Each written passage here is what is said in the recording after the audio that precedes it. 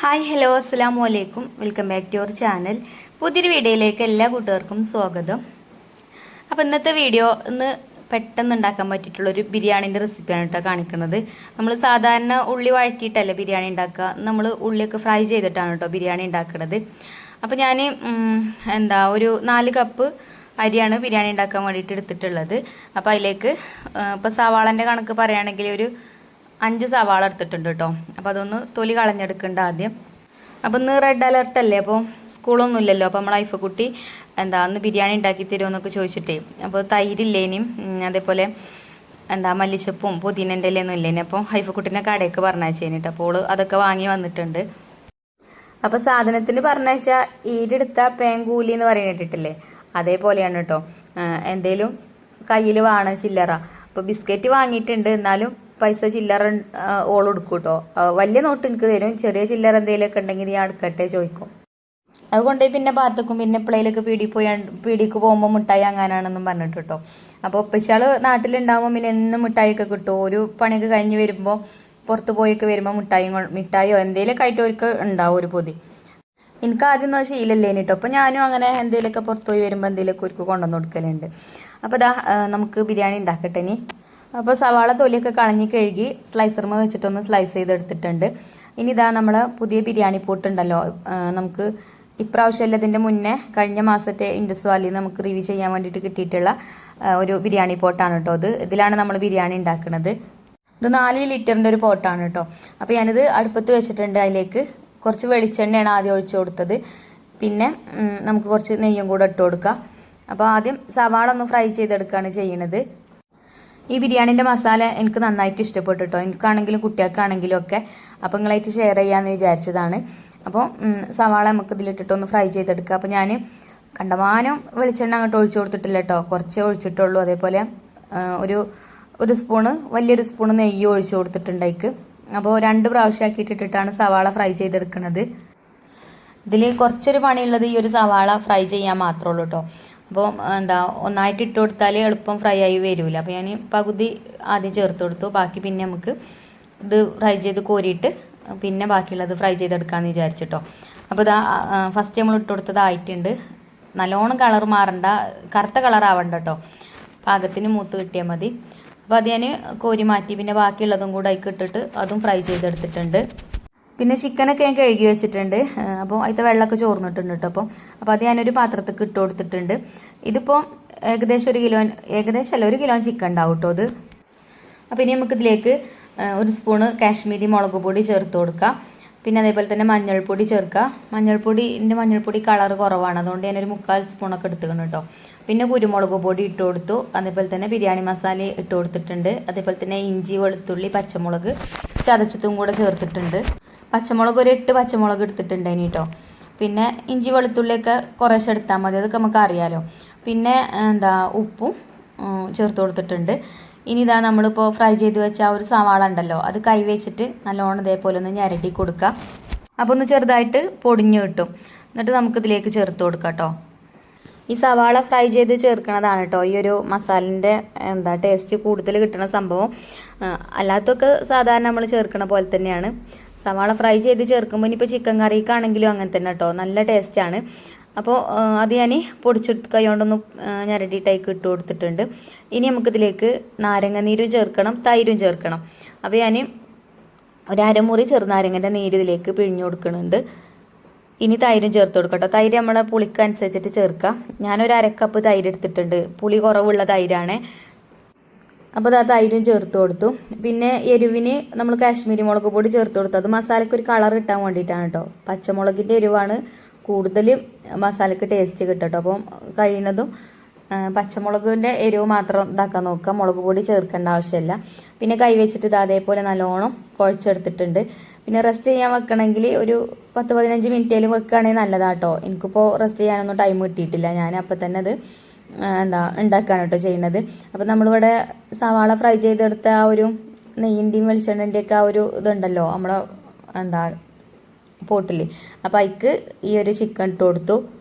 അത് മുഴുവനായിട്ട് ഇട്ട് കൊടുത്തിട്ടുണ്ട്. ഇനി അടച്ച് വെച്ചിട്ട് വേവിച്ചെടുക്കാം. പിന്നെ അങ്ങനെ ഫ്രൈ ചെയ്തെടുക്കുമെന്നല്ല കേട്ടോ, നമ്മളിപ്പോൾ കുറച്ച് എണ്ണയല്ലേ ഉള്ളൂ. അപ്പോൾ ഫ്രൈ ചെയ്യൊന്നുമല്ല, ഒന്ന് വേവിച്ചെടുക്കുക അത്രേ ഉള്ളൂ കേട്ടോ. അപ്പോൾ കുറച്ച് നേരം ഒന്ന് അടച്ചു വെച്ചു. ഇനി നമുക്കൊന്ന് തിരിച്ചിട്ട് കൊടുക്കാം, ഒന്ന് മിക്സ് ചെയ്തെടുക്കാം കേട്ടോ അതേപോലെ. അപ്പോൾ ചിക്കനിന്ന് വെള്ളമൊക്കെ ഇറങ്ങി വരുന്നുണ്ട്, അതൊന്നും കുഴപ്പമില്ല കേട്ടോ. നമുക്ക് എന്തായാലും ഇത് ദം ചെയ്തെടുക്കേണ്ടതല്ലേ, പിന്നെ ചിക്കൻ ഒന്ന് വെന്ത് കിട്ടും വേണം. അപ്പോൾ അതവിടെ അടച്ചു വെച്ചിട്ടുണ്ട്. പിന്നെ നമുക്ക് അതിലേക്കുള്ള റൈസ് റെഡിയാക്കി എടുക്കണം. അപ്പോൾ ഞാനിവിടെ സാധാരണ ഞാൻ കൈമ റൈസാണ് എടുക്കൽ. ഇതിപ്പോൾ എൻ്റെ കയ്യിലുള്ള ഒരു റൈസാണ് കേട്ടോ. അതിൻ്റെ പേരെന്താണെന്ന് ഞാൻ അപ്പം ശ്രദ്ധിച്ചില്ല. എന്താ ഓഫീസിൽ നിന്ന് കിട്ടിയതേന് കേട്ടോ, 2 പാക്കറ്റ് ഇതേപോലത്തെ റൈസ്. ഇത് ഓണക്കിറ്റിൽ വന്നതേനി. അപ്പോൾ ഒരു പാക്കറ്റ് ഇത് നമ്മൾ കുറച്ച് ദിവസം മുന്നേ വെച്ചിട്ടുണ്ടായിന്, ബിരിയാണി നെയ്ച്ചോറാക്കി വെച്ചിട്ടുണ്ടായിന്. അപ്പോൾ ഇന്നിപ്പോൾ അതാണ് കേട്ടോ ഞാൻ എടുത്തിട്ടുള്ളത്, അരിയാണ് എടുത്തിട്ടുള്ളത്. അതുകൊണ്ട് പിന്നെ പേരൊന്നും പറയണില്ല. അപ്പോൾ അരി കഴുകി വെള്ളത്തിലിട്ട് വെച്ചിട്ടുണ്ട് കുറച്ച് നേരം പറഞ്ഞാൽ ഒരു 5-10 മിനിറ്റ് ഒക്കെ കേട്ടോ. അപ്പോൾ അത് കുക്കറിലാണ് ഞാൻ വേവിച്ചെടുക്കുന്നത്. പിന്നെ നമ്മൾ ചിക്കനൊന്ന് പിന്നെ വീണ്ടും ഞാനൊന്ന് തുറന്ന് നോക്കി ഒന്ന് മിക്സ് ചെയ്തെടുത്തിട്ടുണ്ട്. പിന്നെ ഇതിക്ക് തക്കാളി ചേർത്തിട്ടില്ലല്ലോ, അപ്പോൾ ഞാനൊരു 2 തക്കാളി കട്ട് ചെയ്തിട്ട് അതും കൂടെ അതിക്ക് ഇട്ട് കൊടുക്കുന്നുണ്ട്. പിന്നെ വീണ്ടും അടച്ചു വെച്ച് പിന്നെ തക്കാളി ഒന്ന് വെന്തുടഞ്ഞ് വരണം. അപ്പോൾ അപ്പുറത്തെ അടുപ്പത്ത് കുക്കറിൽ റൈസ് വേവിക്കാനും വെച്ചിട്ടുണ്ട് കേട്ടോ. ഇപ്പോൾ ചിക്കനൊക്കെ വെന്തിട്ടുണ്ട്. ഇതിൽ വെള്ളമുണ്ട് കുറച്ച്, കുഴപ്പമൊന്നുമില്ല. ആ വെള്ളം അങ്ങനെ വറ്റിക്കോളൂ. ചിക്കൻ ഉണ്ട് കേട്ടോ വേവാൻ, ശരിക്കും വെന്തിട്ടൊന്നുമില്ല. നമുക്ക് ദം ചെയ്തെടുക്കുമ്പം ആ ഒരു സമയത്ത് വെന്തോളൂ. ഇനി പിന്നെ ഞാൻ കുറച്ച് മല്ലിയിലയും പുതിനയിലയും കട്ട് ചെയ്തിട്ട് അതും കൂടെ അതിക്ക് ഇട്ട് കൊടുക്കുന്നുണ്ട്.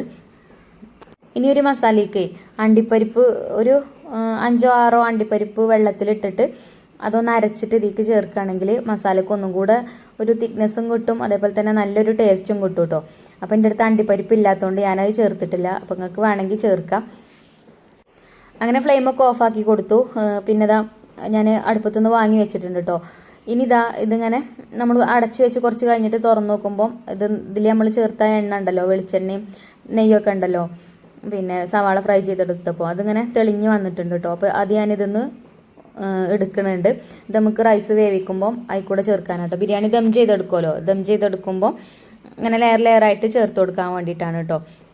അപ്പോൾ അത് ഞാൻ അവിടെ മാറ്റി വെച്ചു. പിന്നെ കുക്കറിൽ നമ്മൾ റൈസ് വേവിക്കാൻ വെച്ചിരുന്നല്ലോ, അത് വെന്തിട്ടുണ്ട്.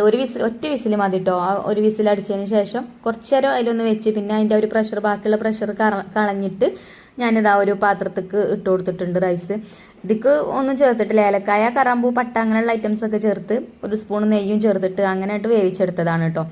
ഇനി നമുക്ക് ഇത് ദം ചെയ്തെടുക്കാം. അപ്പോൾ ഈ മസാലൻ്റെ മേലേക്ക് ഈ റൈസ് ഇട്ട് കൊടുക്കുന്നത് ഒരു 3/4 വേവായിട്ടുണ്ട് കേട്ടോ. ഇനി ഫസ്റ്റ് ലെയർ ഞാൻ ഇതിക്ക് ചേർത്തിട്ടുണ്ട്. പിന്നെ അണ്ടിപ്പരിപ്പും മുന്തിരിയൊക്കെ സവാളയൊക്കെ ഫ്രൈ ചെയ്തത് ലെയറായിട്ട് ചേർത്ത് കൊടുക്കുക. അപ്പോൾ എൻ്റെ അടുത്ത് അണ്ടിപ്പരിപ്പ് ഇല്ലേന് മുന്തിരി ഉണ്ടായിന്, മുന്തിരിയൊക്കെ ഞാൻ ഫ്രൈ ചെയ്തെടുത്തിട്ടുണ്ടായിന്. അത് നമ്മൾ ഫസ്റ്റ് എണ്ണയിൽ സവാള ഫ്രൈ ചെയ്ത് കോരിയില്ലേ, അപ്പോൾ ആ ഒരു എണ്ണയിൽ ഇട്ടിട്ട് തന്നെയാണ് കേട്ടോ ഈ ഒരു മുന്തിരിയൊക്കെ ഫ്രൈ ചെയ്ത് മാറ്റി വെച്ചിട്ടുണ്ടായിനത്. അതുകൊണ്ട് പിന്നെ അതിന് വേറെ നെയ്യൊന്നും ചേർക്കേണ്ട ആവശ്യം വന്നിട്ടില്ല. പിന്നെ ഇതിക്കൊക്കെ ഇട്ട് കൊടുത്തു. ഇനി നമുക്ക് പിന്നെ നമ്മൾ എണ്ണ ഇങ്ങനെ മാറ്റി വെച്ചിരുന്നല്ലോ അതിന് കുറച്ച് നെയ്യ് ഒക്കെ, അപ്പോൾ അതും അതിക്ക് ചേർത്ത് കൊടുത്തിന് കേട്ടോ. പിന്നെ വീണ്ടും റൈസ് ഇട്ട് കൊടുത്തു. പിന്നെ വീണ്ടും ആ ഒരു നെയ്യിൻ്റെ മിക്സ് അതിക്ക് ചേർത്ത് കൊടുത്തു. പിന്നെ അണ്ടിപ്പരിപ്പല്ല സോറി സവാളയും മുന്തിരിയൊക്കെ ഫ്രൈ ചെയ്തതും അതിൻ്റെ മേലേക്ക് ഇട്ട് കൊടുത്തു. ഇനി വേണമെങ്കിൽ ഇതിൻ്റെ മേലെ കൂടെ കുറച്ച് ബിരിയാണി മസാല ഒന്ന് തൂവി കൊടുക്കണമെങ്കിൽ അങ്ങനെയും ചെയ്യാം കേട്ടോ. ഞാൻ ചേർത്തിട്ടില്ല, നമ്മൾ മസാലയിൽ ചേർത്തത് തന്നെയാണ് കേട്ടോ ബിരിയാണി മസാല, പിന്നെ വേറെ ചേർത്തിട്ടൊന്നുമില്ല. അപ്പം ഇനി അടച്ച് വെച്ചിട്ട് അടുപ്പത്ത് വെച്ച് ചെറിയ തീയിലിട്ടിട്ട് ഒരു 10 മിനിറ്റ് കേട്ടോ. 10 മിനിറ്റ് പറഞ്ഞാൽ നമുക്ക് നോക്കിയാൽ മനസ്സിലാവും. ആവി വരുമ്പോൾ ഫ്ലെയിം ഓഫാക്കിയാൽ മതി. ആവി മേലേക്ക് കയറണം കേട്ടോ, അപ്പോഴുള്ളൂ ബിരിയാണി ടേസ്റ്റ് ഉണ്ടാവുക. ദമ്മ് കയറുമ്പോഴേ ടേസ്റ്റ് ഉണ്ടാവുള്ളൂ. അപ്പോൾ അതിൻ്റെ ആ ഒരു ഹോൾസ് ഉണ്ടല്ലോ അടപ്പിൻ്റെ, അതിൽ കൂടെ ഞാനൊരു വെളുത്തുള്ളി കുത്തി വെച്ചിട്ടുണ്ട് കേട്ടോ, ആവി പുറത്തേക്ക് പോവാതിരിക്കാൻ വേണ്ടിയിട്ട്. പിന്നെ മേലെ ഒരു വെയിറ്റും വെച്ച് കൊടുത്തിട്ടുണ്ട്. അങ്ങനെ ഒരു 10 മിനിറ്റ് ഒക്കെ ആയപ്പോഴേ ഞാനിതിൻ്റെ അടുപ്പുമ്പോൾ വന്ന് നോക്കിയപ്പോൾ അതിൽ ഇങ്ങനെ വെള്ളം ഉറ്റി വീഴുന്നുണ്ട് കേട്ടോ. അപ്പോൾ അങ്ങനെ ആകുമ്പോൾ ആവി വന്നിട്ടാണ് ആ വെള്ളം ഉറ്റി വീഴുന്നത്. അപ്പോൾ നമുക്ക് ഫ്ലെയിം ഓഫാക്കാം. അപ്പോൾ ഞാൻ തുറന്നപ്പോൾ കണ്ടില്ലേ നിങ്ങൾ ആവി വരുന്നത്.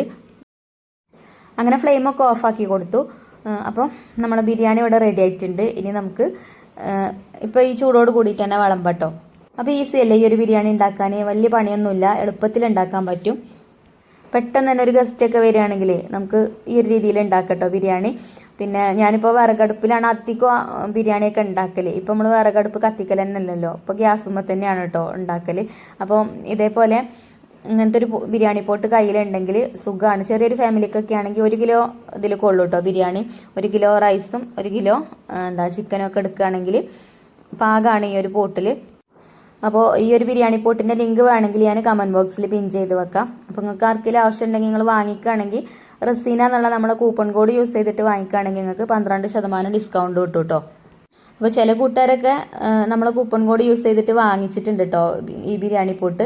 അപ്പോൾ നമ്മളിതിൻ്റെ വീഡിയോ ഇതിൻ്റെ മുന്നേ ചെയ്തിട്ടുണ്ടല്ലോ. അപ്പോൾ നിങ്ങൾക്ക് ആർക്കെങ്കിലും ആവശ്യമുണ്ടെങ്കിൽ വാങ്ങിച്ചോളുണ്ട്. നല്ല ബിരിയാണി പോട്ടാണ്. നമ്മൾ സാധാരണ ഈ നോൺ സ്റ്റിക്കിൻ്റെ പാത്രങ്ങളൊക്കെ വാങ്ങുമല്ലോ, ബിരിയാണി പോട്ടൊക്കെ വാങ്ങുമല്ലോ, അത് കുറച്ച് കഴിയുമ്പോൾ അതിൻ്റെ കോട്ടിങ്ങും കാര്യങ്ങളൊക്കെ പോകും. ഇതാകുമ്പോൾ പിന്നെ അങ്ങനത്തെ പ്രശ്നങ്ങളൊന്നും വരില്ല കേട്ടോ. അപ്പോൾ ഇതാ ബിരിയാണി ഞാനൊരു പ്ലേറ്റിക്ക് വിളമ്പിയിട്ടുണ്ട്. നമ്മൾ ഐഫക്കുട്ടീൻ്റെ കൈയൊക്കെ കഴുകി കാത്തിരിക്കുന്നുണ്ട് കേട്ടോ ബിരിയാണിക്ക്. അപ്പം കുറച്ച് സാലഡും ഉണ്ടാക്കിയിട്ടുണ്ട്. ഇനി അതേപോലെ ബിരിയാണിയൊക്കെ പ്ലേറ്റിക്കൊക്കെ വിളമ്പി കൊടുത്തിട്ടോ. നല്ല ചൂടാണ്. അങ്ങനെ മക്കൾക്കൊക്കെ ബിരിയാണിയൊക്കെ വിളമ്പി കൊടുത്തു. പിന്നെ ഞാനും കഴിച്ചു. അപ്പം ഇന്ന് ഫുഡ് കഴിക്കാൻ കുറേ നേരം വൈകിക്കണം കേട്ടോ. ഇന്ന് രാവിലെ കുറച്ച് വേറെ പരിപാടികളൊക്കെ ഉണ്ടായിന്. അപ്പോൾ ഒരു 12:30 ആയിട്ടാണ് ബിരിയാണി ഉണ്ടാക്കാൻ കിച്ചണിക്ക് വന്നിക്കണം തന്നെ. അപ്പോൾ ഫുഡ് കഴിക്കാനൊക്കെ ഇന്ന് നേരം വൈകിയിട്ടുണ്ട്. അപ്പോൾ നേരം വൈകിയാലും തട്ടിക്കൂട്ട് ബിരിയാണി ആണെങ്കിലും നല്ല ടേസ്റ്റോട് കൂടിയിട്ടുള്ള ബിരിയാണിയൊക്കെ കഴിക്കാൻ പറ്റിട്ടോ. അപ്പോൾ ഇന്നത്തെ വീഡിയോ അത്രയൊക്കെ തന്നെ ഉള്ളൂ. ഇനി ഇൻഷാല്ലാ നല്ലൊരു വീഡിയോ ആയിട്ട് നമുക്ക് നാളെ കാണാം. അപ്പോൾ നമ്മളെ വീഡിയോ ഇഷ്ടപ്പെട്ടെങ്കിൽ ലൈക്കും ഷെയറൊന്നും ചെയ്യാൻ മറക്കരുത് കേട്ടോ. അപ്പോൾ താങ്ക് യു ഫോർ വാച്ചിങ്.